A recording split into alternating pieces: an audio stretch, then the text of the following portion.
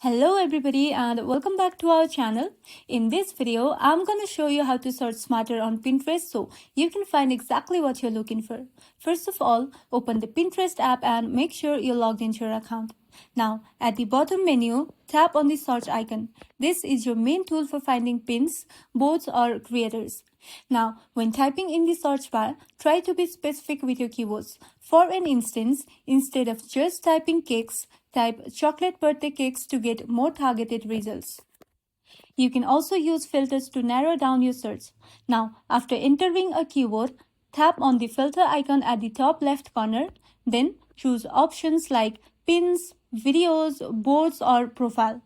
Another tip is to explore related searches. If you open a pin you like, then tap on the search icon at the bottom right corner of that pin. Pinterest will show you more relevant and similar pins to explore. Lastly, don't forget to save useful pins you find during your search. Simply tap on Save at the bottom right corner of a pin, then add it to a relevant board so you can easily access it later. And that's all. By being specific with keywords, using filters, exploring related searches, and saving pins, you can search smarter on Pinterest and find exactly what you need.